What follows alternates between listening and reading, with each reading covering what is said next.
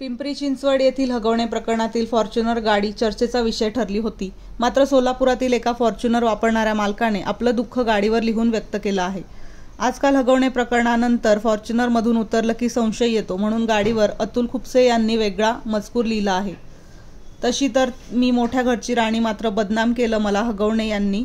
मी Fortuner, माझा रुबाबच वेगळा। हगवणे कुटुंबामुळे नाव ठेवू लागले गाव सगळा। अतुल भाऊंनी मला रोखीत विकत घेतलंय, पण हगवणेमुळे फॉर्च्युनर जातीला लोकांनी धुधू धुतलंय। गाडीवर हा मजकूर लिहिला आहे असे म्हणत आपल्या भावना व्यक्त केल्या। भाऊ, आज मजकूरच्या माध्यमातून कुठेतरी व्यथा मांडण्याचा प्रयत्न केलेला आहे, कशा पद्धतीचा प्रयत्न आहे?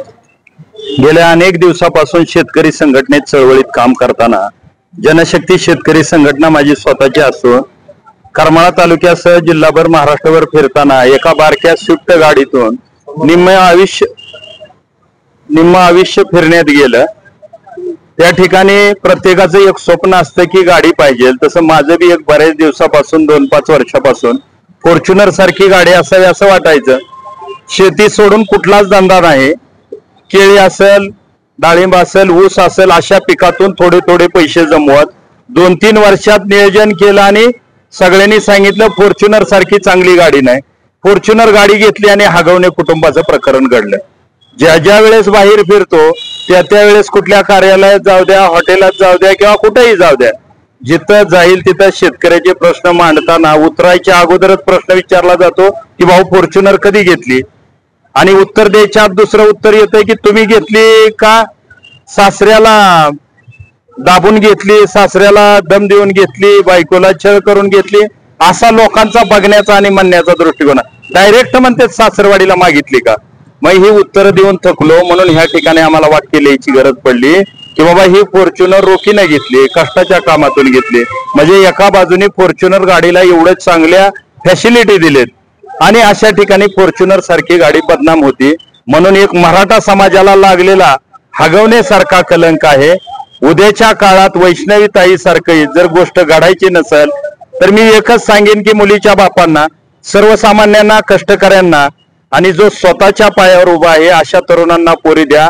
आयत्या बापाच्या पिठावर रिगुट्या वाढणारी, ड्रग्ज सारखी, दारू सारखी व्यसनं करणारी, अनेक लपडी अनैतिक संबंध करणारी अशांना पोरी देण्यापेक्षा श्रीमंतीला भुलू नका, सर्वसामान्य आणि कष्टकऱ्याच्या घरात पोरी द्या। कुठेतरी गाड्यांचाही आवाज तुम्ही त्याच्या माध्यमातून मांडण्याचा प्रयत्न केला आहे। फॉर्च्युनर ची काय व्यथा आहे ती मांडली आहे, कसं काय सुचलं ह्या गोष्टी? ते कुठे गेलं की आता त्या ठिकाणी आपण बघितल्यानंतर काय दिसतंय, तशी तर मी मोठी घरची राणी, म्हणजे फॉर्च्युनर कडे ज्या वेळेस आपण बघितलं जातंय त्या वेळेस फॉर्च्युनर ही मोठ्या घरची राणी किंवा मोठ्या आमदार, खासदार, पुढाऱ्यांकडे आपण गाडी बघतो। गाडी रुबाबदार आहे, आतमधून फॅसिलिटी चांगल्या आहेत, तिला म्हणावा तसा डायरेक्ट मेंटेनन्स नाही, आणि खूप कष्टातून 50-55 लाख रुपये त्या गाडीला गेलं।